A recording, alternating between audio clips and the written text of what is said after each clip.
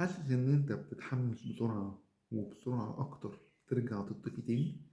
الحلقة دي هفهمك هو ليه كل ده بيحصل فعلا، وإزاي ترجع الدافع اللي هو بيخليك تتحرك بسرعة ده من غير ما تجلد نفسك على طول.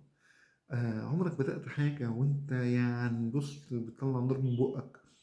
رحت عايز تاخد كورس، عايز تروح الجيم، عايز تبدأ قناة يوتيوب، عندك مشروع أو مذاكرة، وبعد أسبوعين تلاقي نفسك بتقول أنا اتقفلت. تفتكر إن المشكلة فيك، اللي هو تقول مثلا أنا مش قدها أو أنا مش ثابت، أنا ما عنديش شغف. بس الحقيقة إن الشغف بريء منك، يعني غالبا مش بيختفي لوحده. واللي بيحصل إن في آليات نفسية بتبدأ تسحبه من تحت رجلك وأنت مش واخد بالك، ببساطة يعني. طيب هو ليه الشغف بيطفي؟ أول سبب الإرهاق الذهني. مش لازم تكون بتشتغل شغل جامد على فكرة، ممكن تكون بتستهلك مخك طول اليوم في قرارات صغيرة، زي مثلا السوشيال ميديا الريلز والحاجات دي. قلق، مقارنة، وردود، حد بيرد عليك أو أنت بترد على حد، فتدخل في الشيء اللي بتحبه وأنت أصلا البطارية فاضية. ساعتها دماغك بيكره أي مجهود، حتى لو مجهود ده مجهود جميل. تاني حاجة الإنجاز الزائف. يعني إيه؟ يعني مثلا تحس إن أنت أنجزت من قبل ما تنجز فعلا. يعني تقعد مثلا ساعتين تتفرج على فيديوهات عن التخسيس وتحفظ التمارين وزي الفل أوي، وتطلع مبسوط ومتحمس كأنك أنت نزلت 3 كيلو، أو بتعمل بلان جامدة جدا لمشروع وتعمل اللوجو والاسم والحسابات وكل حاجة، تحس إن أنت بقيت صاحب مشروع مع إن فعلا مفيش خطوة حقيقية اتعملت، أنت معملتش حاجة. دماغك بياخد جرعة مكافأة بدري، فبعدها لما بيجي وقت الشغل الحقيقي بجد بقى اللي فيه التعب والملل والكلام ده، يقول لك بص بقول لك ايه، انا عملت حاجات كتير قوي، انا مش قادر. ما انت ما عملتش حاجه اصلا. تالت سبب التشتت، طبعا تشتت في الاهداف. لما الهدف بيبقى كبير وغامض، عايز تنجح او عايز تبقى احسن، عايز ابقى مشهور، ده بيولد ضغط مش دافع. وممكن كمان تبقى عايز مثلا 5 حاجات مع بعض. انت مثلا عايز تروح الجيم وعايز تشتغل وعايز تعمل محتوى وعايز تجيب فلوس وفي نفس الوقت عايز تعمل علاقة كويسة، فتعمل كل الحاجات دي نص نص، فتتعب من غير ما تشوف نتيجة، فبيبدأ الشغف يروح. رابع سبب وده مهم جدا جدا جدا، انت بتتعامل مع الشغف كأنه مزاج. يعني مثلا انت صحيت حاسس بحماس هتشتغل، لو صحيت مش حاسس ان انت متحمس هتقفل الدنيا ونقفل الدكان يا جماعة ومش مهم. بس الشغل اللي بيكمل مش ماشي بالمزاج على فكرة، وبيبقى ماشي بنظام بسيط وواضح، وخطوة خطوة. الشغف طيب بيبقى حقيقي ده ولا مؤقت ولا ايه؟ في ناس بتفتكر ان الشغف الحقيقي لازم يبقى حاجة مولعة كده طول الوقت، ودي حاجة مش واقعية على فكرة. الشغف بشكل عام هو مؤقت، لأن هو غالبا بيبقى مبني على إثارة، بداية جديدة، كلام مع الناس، ترند، مقارنة، أو صورة خيالية مثلا عن نتيجة. أول لما الإثارة دي تقل بيختفي.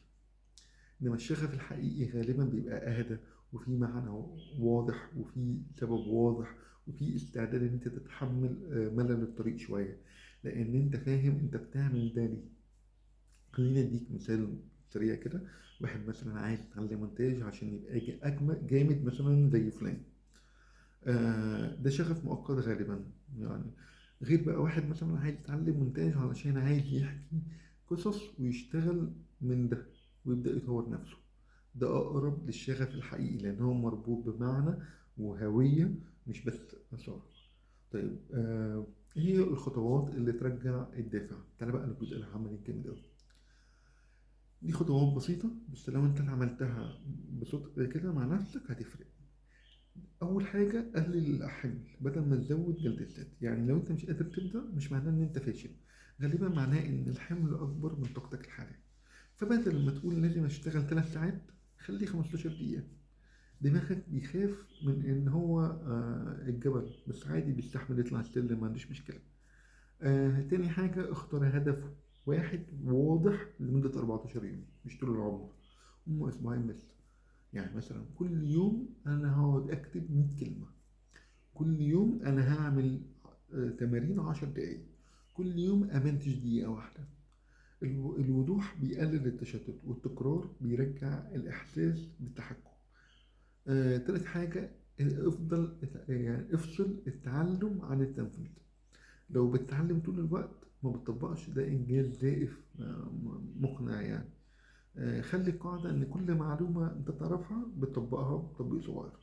اتفرجت على درس ومنفذ منه 10 دقايق فورا علشان المكافأة تبقى على فعل مش على مشاهدة. 4. اعمل جرعة نجاح حقيقية يومية. الدافع بيتغذى على إن أنت تشوف أثر حتى لو صغير. افتح ملف اكتب فيه سطرين دقيقتين، تمام. تصوير، عملت 5 دقايق تصوير زي الفل. مكالمة اتعملت حاجة زي الفل. النجاح الصغير مش تافه، ده بيقول لدماغنا إن إحنا بنتقدم فيرجع تاني يتحمس.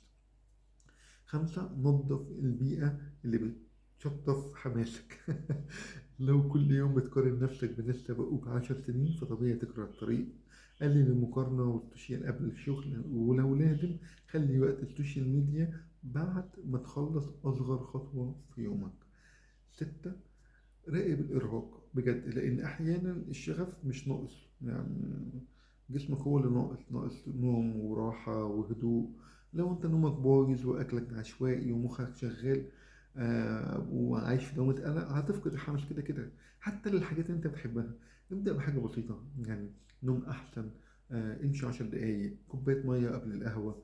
أي صيانة للجسم بتساعد الدافع يرجع يعني. 7. اسأل السؤال اللي هو بيغير اللعبة. بدل ما تقول أنا مش متحمس، اسأل إيه هي أصغر حاجة أو في الشغل ده أقدر أعملها النهاردة من غير ما أكره نفسي. السؤال ده بيحول الموضوع من مشاعر لقرارات، هتبدأ تاخد خطوات وأنت زي الفل جدا وتتحسن.